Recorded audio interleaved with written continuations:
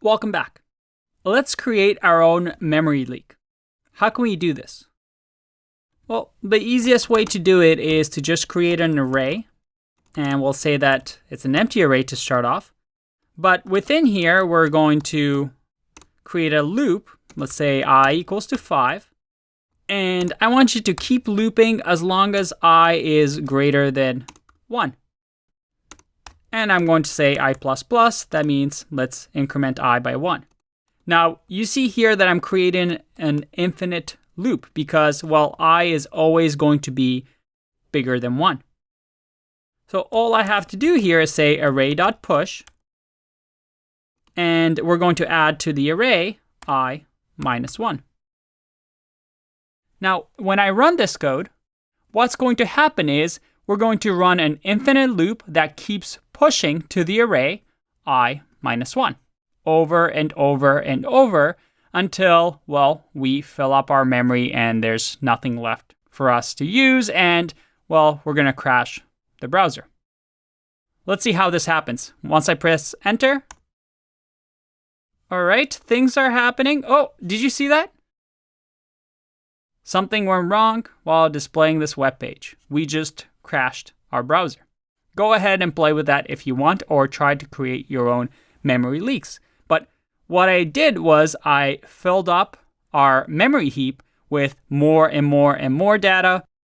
The garbage collection wasn't really working because, well, we had this array. We were using this array over and over until we crashed our program. So memory leaks are pieces of memory that the application have used in the past but is not needed any longer, but has not yet been returned back to us, to the pool of free memory. Now, this was a silly example and most likely you're not going to do in your programs, but there are 3 common memory leaks that happen that I want to show you so you can avoid them in your application. The very first one, and this is something that you've heard over and over, and that is global variables. One of the reasons that we don't want to have too many global variables, such as doing variable a equals to 1, well, I've just added variable a as a variable on our global scope, something we'll get into a little bit later. But if hypothetically I just keep adding variables to my environment, well, we're adding more and more pieces of memory.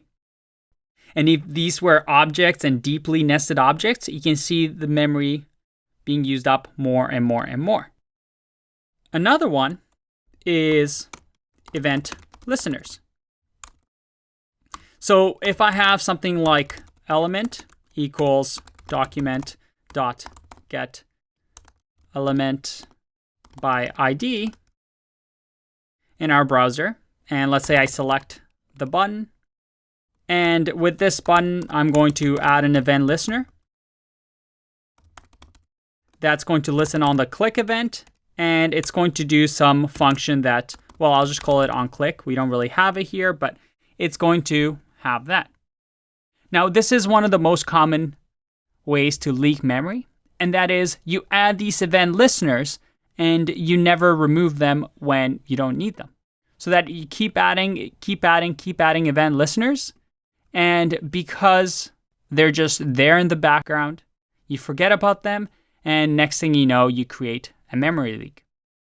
This happens a lot, especially if you go back and forth between single page applications where you're not removing the event listeners off the page.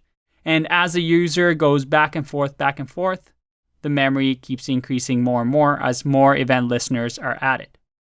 Another common one is simply using something like set interval, where you have the set interval function that does something, and inside of here, you start referencing objects.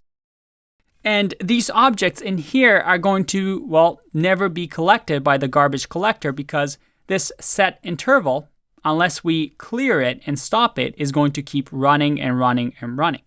So memory leaks are something that we have to be careful of. So one example is SoundCloud.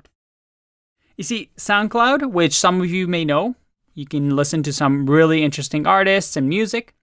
Well, they had this application that worked on a gaming device, but it was built with JavaScript and web tools so that this SoundCloud application can be run in the background of this game console.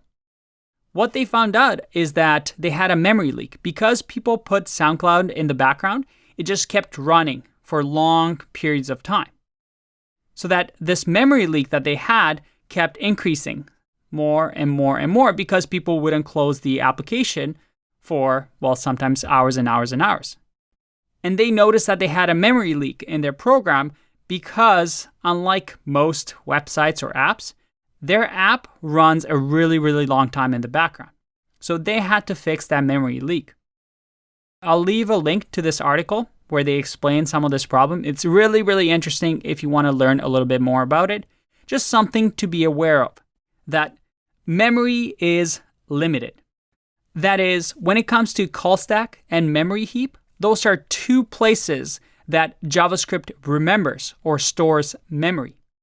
And we have limited use of them. So for us to write efficient code, we have to be conscious to not have Stack Overflow or a memory leak and to manage that memory well. All right, that's enough for now. Take a break, drink some coffee, have some tea, and I'll see you in the next video. Bye-bye.